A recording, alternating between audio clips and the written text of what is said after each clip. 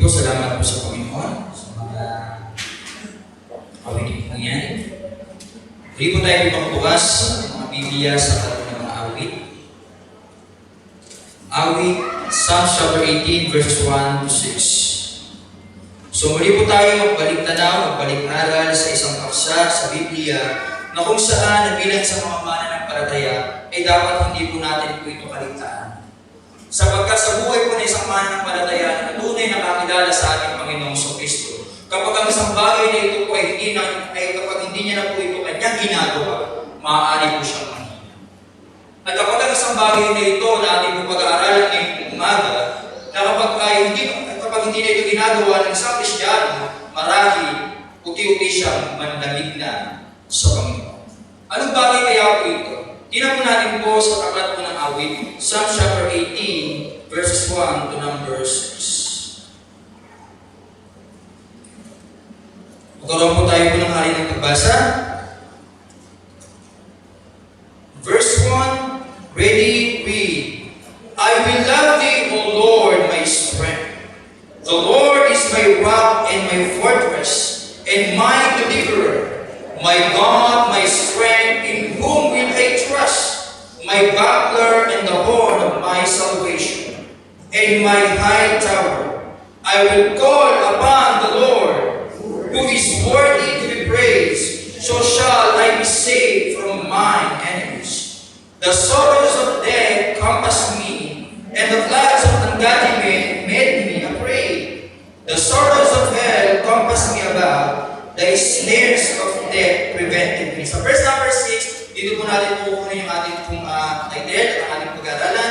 In verse number 6, in my distress, I call upon the Lord, and cries unto my God. He heard my voice out of his temple, and my crying before him, even into his ears. Ayaw na namin ngayon kong gabi. Dakilang Diyos na makapangyarihan sa lahat, kami Lord ay nagpapasalamat sa pagkatunay po rin naman ang mabuting pusa. Salamat po rin naman na sa mga naligtas. Salamat kami kong Diyos Ama sa mga naturuan po kaninang umaga. At salamat po Diyos Ama sa pagkagayon ng gabi ay patuloy ko po rin naman ang magbago po ng buhay. Nanawa po Diyos Ama sa aming pangalaligtaan. Kung meron po naman nakita na anumang panghihina po ng pananampalataya, nawa po Diyos Ama sila kuya, kusugin mo na inyong salita sa tulong at gawin po ng banal na Espiritu ng mensahe po namin po papakinggan ngayong gabi na nawa po rin naman ikaw lamang po maging bida sa aming pong kalagitnaan. Salamat po rin sa inyong pagkutiyan, hinihingi po namin po Diyos ang kapatawaran sa aming mga nagawa kasalanan. Sa pangalan ni Jesus. So ngayong pong gabi, sabi ng ating pong talata, ito po sa haring gabi, ito po yung kanyang pong panalangin. Na kung saan na yung panalangin po ni Haring David, dapat maging panalangin din po natin. In verse 1 pa lang, dito po sinabi po na David, I will love thee, O Lord, my strength. Iniibig kita, O Panginoon, ng aking kalakasan. Sapagkat po si Haring David, nalaman po niya at kanya pong napagtanto na kung bakit nasabi po niya, I will love thee, O Lord, sapagkat naranasan po niya na kung paano sagutin din po ng Panginoon yung mga panalangin po ni Haring David. Kaya in verse number 2, sinabi po niya that the Lord is my rock, ang Panginoon ay aking malaking bato, at aking kuta, at aking tagapagligtas. Aking Diyos, aking malaking bato, na sa kanyang pangangalan ako, aking kalasap, at siyang sungay ng aking kaligtasan, aking matayo na buo. Kaya sinabi po niya sa verse number 3, ako'y tatawag kanino? Sa Panginoon. Amen? Sabi po ni David, ako'y tatawag sa Panginoon sapagkat karapat dapat lamang na tawagan na tayo po ay tumawag sa Diyos. Sa gayo'y maliligtas ako, so shall I be saved from my enemies. Kaya ngayon pong gabi, ating pong mensahe po ng Diyos ngayon pong gabi is the God who hears and knows. Ang Diyos na siyang nakikinig at tumutulog sa ating mga panalangin. Ngayon gabi ito, kamusta ang ating pong panalangin sa harap ng Diyos?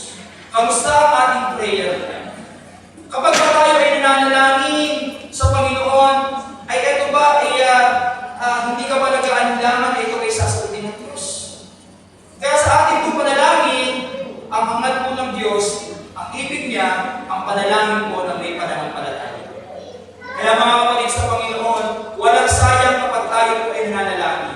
at sulit kapag tayo po ay nananalangin. Why? Because God will surely answers our prayer. Ganun po ba? Sapagkat ang Diyos po yung ang siyang tutugon ng ating pong mga panalangin. Assuring na yung pangako po ng Diyos na sa kanya po mga salita, na kapag tayo ay nananalangin po sa harapan po ng Diyos, na alam po natin mayroong Diyos na tutugon sa ating pong mga tanin. Tingnan po natin po yung Jeremiah chapter 33 and verse number 3 sa ating pong introduction. Jeremiah 33 and verse number 3. Ito po yung paborito ng marami. Jeremiah 33 and verse number 3, sabi po ng Biblia, that call unto me, and I will answer thee, and show thee great mighty things which thou knowest. Yung sinasabi po ng Biblia, tumawag ka sa akin at ako'y sasagot sa iyo. Amen? Ang Diyos po siya nabigay po ng command po sa atin na tayo po ay tumawag sa Diyos. Sa panahon po ba ng kabagabagan, sa panahon po ba ng ating kahinaan, sa panahon po ba ng ating kalagasan, kanino po tayo tumatawag sa Diyos. Kaya sabi po ng talata sa verse number 3, call unto me, and I will answer thee. Ang Diyos po ay meron siyang command dito na tayo ay tumawag sa Diyos. At ang kanyang pangako po dito, and I will answer thee. Sa tuwina na kapag tayo ay mananalangin po sa Diyos, kung itutuin kanyang kalooban, meron po itong handang kasama. Pero hindi lamang sinabi po doon, and I will answer thee. Ituloy po natin yung talata, and show thee great and mighty things which thou knowest not. Amen? Kaya ngayon kung gano'n yung inaanayaan po tayo po ng Diyos na bilang mga tao ng Diyos, na tayo po ay tumawag at manalangin po sa Panginoon. Sapagkat nangako po ang Diyos na sasagutin niya at tutugunin niya po ating mga panalangin kapag tumila at kapag tayo nananalangin po na may pananampalataya po sa Kanya. Amen? Kaya sa tatong bagay po ito, makikita po natin po sa una, call unto me. Ito po yung paanyaya po sa panalangin. Na ang Diyos mismo ang nagsasabi na tumawag tayo sa Kanya, hindi ang tao. Amen? Ang Diyos mismo ang nagsasabi na tayo ay tumawag sa Kanya. At ang kasagutan, tingnan po natin, and I will answer thee. Yung pangako po ng kasagutan. Tandaan po natin mga tatay, mga nanay, mga kabataan. Sa tuwina na kapag tayo pinananalangin po sa Diyos na may pananampalataya, sabi po ng Bible, and I will answer thee. Hindi po tayo bituin ng Diyos. Sasagutin po niya yung ating po mga panalangin. Ang tanong po ngayong gabi, kailan ka bituin ng Diyos sa iyong panalangin? Meron pa ba natatandaan na ikaw ay nanalangin sa Panginoon at binigo tayo ng Diyos? Parang wala.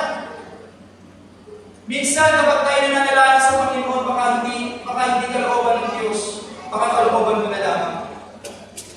Kaya sabi po ng ating pong talata sa verse number 3, and show thee great and mighty things which thou knowest not. Ito yung mga bagay na hindi po natin isang maunawaan, pero ipapakita ito ng Diyos sa takdang panahon. Inaray. Kaya ito po na book of sa ating pong talata, sa book of Jeremiah. Ito po ginamit po ni Jeremiah upang higayatin po yung mga tao ng Israel habang sila po nasa matinding pagsubok, lalo na po sa panahon po ng pagkakabihag. At ipinakita rin po nito yung kabutihan kapangyarihan po ng Diyos na hanggang tumugon kapag tayo idulog-dulog po sa Kanya. Kaya sinabi po muli ng Matthew 7:7, po natin, sabi ng Bible, ask and it shall be given you. Seek and ye shall find. Knock and it shall be open unto you. Kaya hindi po tayo nakakatanggap sapagkat hindi tayo bibili. Hindi masama manghingi kung hindi tayo sa Panginoon. Amen? Kasi alam po natin po yung Diyos na ating po kahilingan, yung ating po Diyos na pinapadalagan na dinadalaginan, alam po natin hindi tayo susumpatan. Yan sabi po ng Biblia, magsihingi kayo at kayo bibigyan, magsihanap kayo at kayo bubuksan, at magsihanap kayo at kayo makakasumpong, magsutuklo kayo at kayo ay bubuksan. Kaya nga po, itong Matthew 7:7, kapag ginawa natin po ito po, yung mga pangako po ng Diyos na may pananampalataya at katapatan, ang Diyos po ang tutugon po ito. Kaya sabi po ng ating talata, Matthew 7:7, matatagpuan natin ang ating hinahanap. Amen? Matatagpuan natin ang ating hinahanap. katipan. Kapag tayo po ay nananalangin po sa Kanya. And in 1 John chapter 5, verse number 14, 1 John chapter 5 and verse number 14. 1 John 5 and verse number 14. Sinasabi po ng Biblia, and this is the confidence, amen? And this is the confidence that we have in Him. If we ask anything according to His will, He heareth us. Sabi po ng Biblia, talaga pangahawakan natin. At ito yung ating kung pagkakatiwala sa Kanya, and this is the confidence na kung tayo hihingi ng anong bagay na ayon sa Kanyang kalooban, ay hihingi niya tayo. Meron po tayong pagkakatiwala, kaya po tayo nananangin. Kilala po natin ang ating kung dinadalanginan. He is the King of Kings and Lord of Lords. Kaya sa talata po ito, makikita po natin sa verse number 14. Sabi po ng Biblia, and this is the confidence that we have in Him. Meron po tayo may katiyakan po sa panalangin. Ang mga mananampalataya ay may tiwala o confidence na ang Diyos po ay nakikinig sa ating mga panalangin. Amen? Kasama po pala po sa panalangin kung bakit ito rin po yung paglalangin po gabi. Kasama po sa panalangin yung anak po ng pamangkin ko po ay almost 3 weeks lang po siya. Pero meron pong parang problema po dito po sa kasama ko sa panalangin na kung nga si Nehemiah, pinangalan yung bata ko si Nehemiah na malawag po ng Diyos na hindi naman po maging masama po yung nanuutos sa kanya. So kapag hindi pinalangin po sa Diyos, sapagkat meron po tayong pagkakatiwala sa Kanya, ito po yung Kanya po itong diringgin. Amen? Meron tayong tiwala, meron tayong confidence na kapag tayo nananalangin, alam po natin may Diyos na tutugon ang ating po mga panalangin. At nasabi pa ng ating talata, that if we ask anything according to His will, ang panalangin po ay dapat ayon sa kalooban po ng Diyos. Kaya tandaan po natin, hindi po lahat po ng hinihingi po natin ay automatikong ibibigay po ng Diyos. Sapagkat paano kaya kapag ang mga panalangin, lahat na lang kapag halimbawa yung pinapanalangin natin, dinirinig ng Diyos, baka ngayong prayer meeting wala ka ngayon. Kaya salamat po sa Panginoon ang dinirinig po ng Diyos yung kanyang kalooban. Sapagkat kung sa atin pong kalooban, maraming list po ito.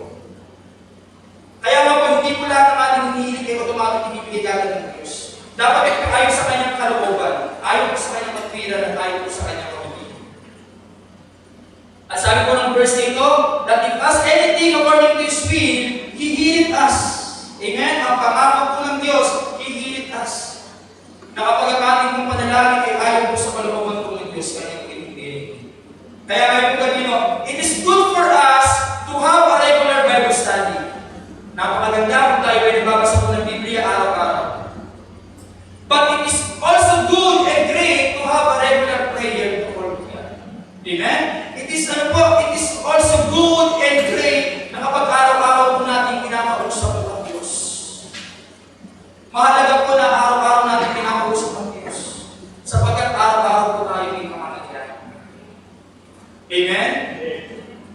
Kaya kung malungkot, huwag sana sabihin natin na, bro, anong prayer request mo? Kuya, wala ko akong prayer request. Malungkot yun. Sapagkat ano po, tayo po mga mananampalataya, hindi po tayo mauubusan ng prayer request. Amen po ba?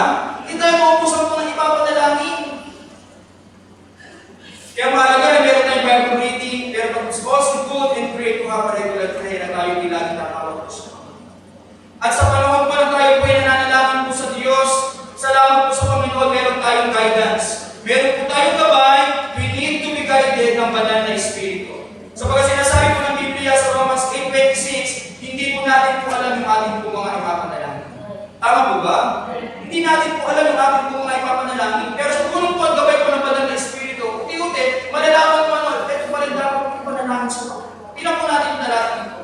Romans 8 and verse number 26. Salamat sa Panginoon, may banal na Espiritu na patuloy po na gumagabay sa ating po mga panalangin. Romans 8:26, na sinasabi po ng Biblia, likewise, the Spirit also helpeth our infirmities. Ang Espiritu ang siyang tumutulong po sa ating pong mga kailangan. Sapagat hindi po tayo sapagat hindi po tayo marunong manalangin ng nararapat. Ngunit ang Espiritu rin ang namamagitan na dahil sa atin ng mga hibig na hindi maisasaysay po na pananalangin. Ayaw po kasi po ng Diyos sa ating pong pananalangin na tinatawag na vain repetition. Yung paulit-ulit na lamang. Amen? Para ba ito na lamang yung hindi? Ang mahalaga talaga, at kapag tayo pinananalangin din po sa ating pong Panginoon, huwag natin pong i-general. Be specific sa ating pong mga ipinapanalangin. Sa tulong po at gabay po ng banal na Espiritu, may tatama niya yung dapat po natin pong ipanalangin po sa Panginoon. At hindi lamang po yung guidance, hindi na kapag tayo pinananalangin, ito po yung kagandahan. Na kapag ang isang mananampalataya po ay lagi po siya nung nagpe-pray, pangalawa ay growth, siya po ay lumalago. Kaya as we continue on in Christian life, salamat po sa Panginoon, makikita mo yung development mo, makikita mo yung improvement mo, makikita mo yung may progress.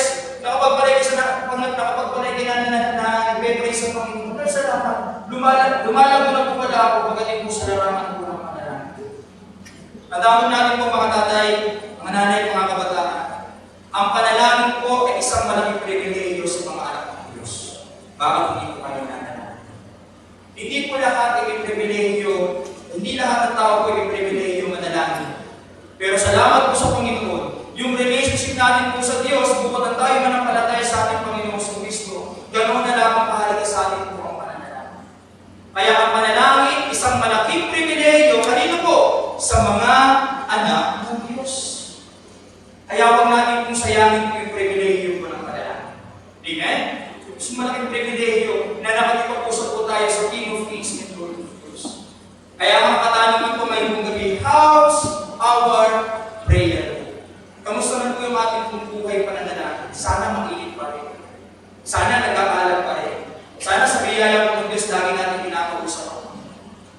Pero ang katanungan din po, why many Christians, bakit maraming mga mananampalataya, in their experiences, sa kanilang mga na-experience, na ang Diyos na may pagkakataon na hindi sinasagot ang kanilang panalangin at sinasagot ang kanilang panalangin. Makikita mo natin po ito, number 1, prayer is very important in daily service. Tingnan po natin. Prayer is very important because in daily service. Sabi po ng Biblia ko, diba sabi ng Our Father in Heaven, Amen? Tayo po na nanalangin sapagkat kailangan natin po sa araw-araw po yung provision po ng Diyos. Amen po ba? Kailangan natin po yung provision po ng Diyos sapagkat siya nagsusupply po ng ating mga pangangailangan. Kaya nga po na kapag tayo po makapataan para sa atin ito. Kaya pag halimbawa sa Pugina, na kapag halimbawa nasa tayo, nandoon tayo nasa pagkainan, at ipag-pray natin kung halimbawa yung pagkain na ako tayo mag-pray lang. Amen? Kasi ito yung daily supply sa atin po ng Panginoon. Minsan nakakalungkot po nagiging maliglang.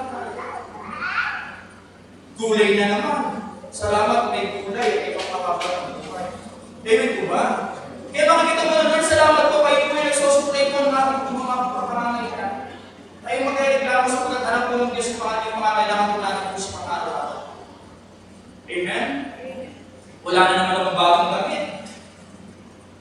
Kailangan ko ba ng bagong gamit? Amen? Wala na naman ang bagong sapatos. Pero kung talaga kailangan na, bakit ibigay sa'yo ng Panginoon? Amen po ba? Hindi supplies, kailangan po natin po yan. At hindi lang yan, prayer is very important, hindi supplies, mag-isa difficult struggle. Difficult struggle.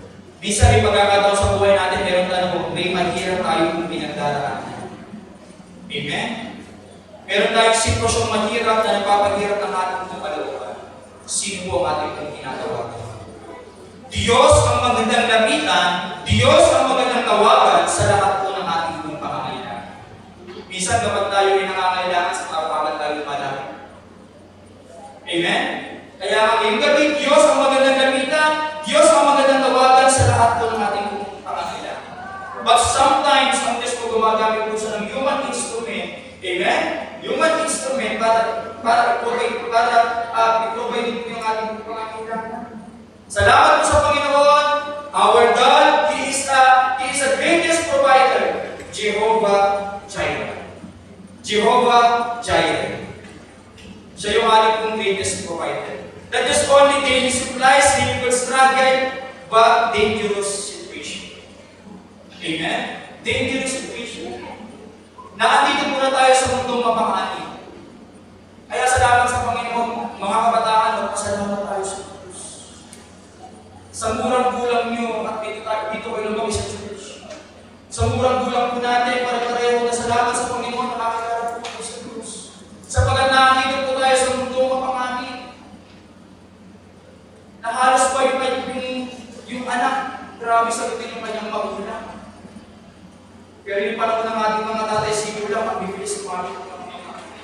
Why? Sapagat nandito tayo sa mundong mapangani. In dangerous situation, bakit nasabi natin po yun? Sa atin po kasi kung talata, si Haring David mismo naka-experience kay King Saul na pinagtangkaan niya yung kanyang buhay. Pero dahil alam po ni Haring David na si King Saul po kaya anointed by God, hindi niya po kinatili. Kaya nga po, let us develop our prayerful attitude as a believer. Na in Christ, magkakaroon po tayo ng kasanayan sa lasanan ng sitwasyon na ang Diyos po yung ating po ginagawa. Amen? Philippians 4:6, sabi po tayo doon, be careful for nothing, but in everything, by prayer and supplication, let your request be made known. Salamat po sa Panginoon, meron tayong pribilehiyo na yung panalangin niya. Siya yung nagsusupply ng ating pangangailangan. Isa sa difficult struggle, isa hindi mo na alam ang gagawin mo. Yes, sa atin po para napaka-imposible, but God namin shall be impossible. Maging po sa dangerous situation, salamat, meron tayong help na manggagaling sa itaas. Kaya sa ating din pong panalangin, sa apat na bagay ito, sa ating pong panalangin, we must consort to God. Amen? Sa ating pong panalangin po ba, sino po ba na natin unang kinukonsulta? Minsan ang naging malukto po sa mga mananampalataya na saan po mangyari na kapag tayo pinanalangin, unang kinukonsulta muna natin sa tao bago natin kinukonsulta sa Diyos. Amen? Kaya sa ating pong panalangin, kailangan we must consult to God. Sa anumang sitwasyon ng ating pong buhay, konsulta natin sa Diyos yung ating pong hinahin po sa Kanya. Kasi minsan po, sinasabi po ng mga maraming Kristyano, bakit ang tagal ko nang ipinapanalangin ito? Wala pa rin kasabutan, hindi pa rin ibinibigay yung panalangin ko. Ang tanong, unang-una ba, ito ba pinusulot muna sa Diyos? Baka mangyari, it is your will. Asala sa ating panalangin, it is really plan in my life. At sa ating panalangin po, ito po yan, magbigay ng direksyon po sa ating mga. Amen? Direksyon po sa ating mga. Kaya nga po, sa aking mga nasa, medyo, di ba? Bisa sasabihin mo na, pagdating ko sa lifetime partner. Amen? Na, ikinonsulta mo muna ito sa Diyos. Ang hirap, pero salamat, magiging madali po yan sa tulong po ng Panginoon. Bisa na nangyayari po sa ibang panalangin, nagpe-pray sila na magkaroon po ng trabaho. But after that, kasi nagkaroon po ng trabaho, wala. Na yun sana ang ayaw po ng Diyos na mangyari po sa akin. Amen? Na tayo po nagpe-pray tayo, ayaw po sa kalooban po ng Diyos. At sa ating po mga panalangin, ikinurusot lang muna natin po sa Diyos. At pangalawa, hindi lang consort to God, crying to God. Amen? Sa Diyos tayo umiyak. Sabi ng ating panalata sa Psalms 18 verse number 6. Sa Diyos tayo umiyak. Sa Diyos po tayo tumangis. Bago po tayo umiyak, o kanino tayo, sa Diyos po na tayo umiyak. Sa Diyos natin po i-release yung lahat po ng ating kapatigan. Sa Diyos po natin po i-release yung ating pong pain. Na minsan hindi po tayo maiintindihan po ng tao, pero ang Diyos kailanman maiintindihan niya po tayo. Amen po ba? Crying to God. Di naman masama na umiyak sa pagkakas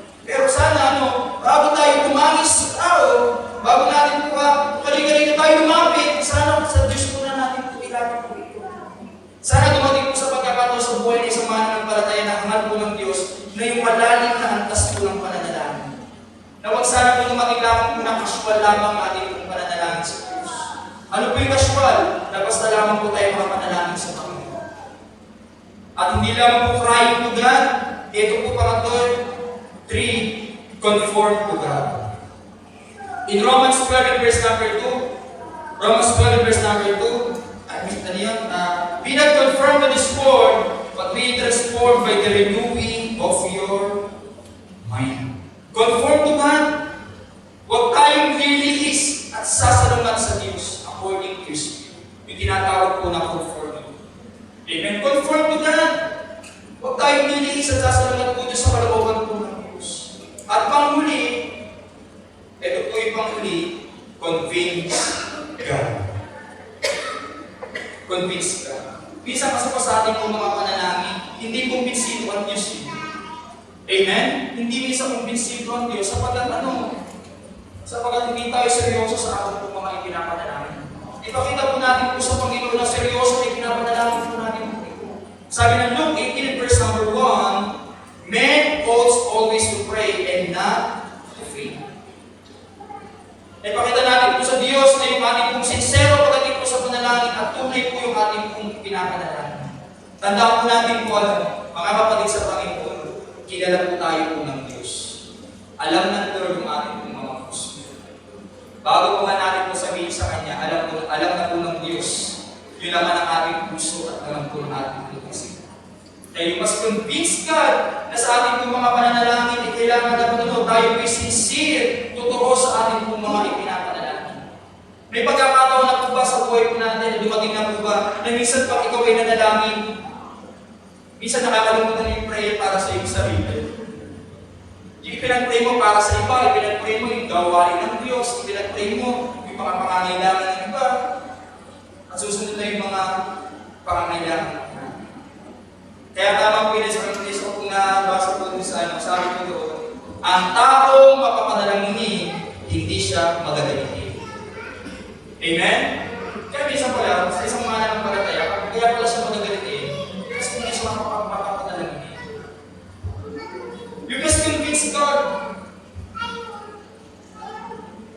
Maraming mga Kristiyano po nagpe-pray po ng blessing. God's blessing. Sino po naman ang ayaw? Amen?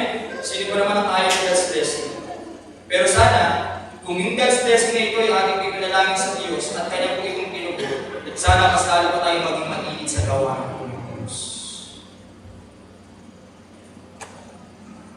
Kaya sa apat na bagay nito, the God who hears and helps, ang Diyos na siyang nakikinig at tumutulong po sa ating panalangin, number 1, you must consult to God.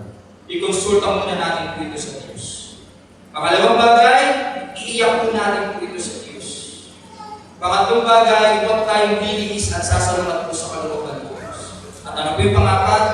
You must convince God na sana yung ating mga panalangin ay totoo at sincero na handa ang Diyos sa tumugon kung ito po ay kanyang pong kalooban. Ay, pinalangin ko ngayon ng gabi.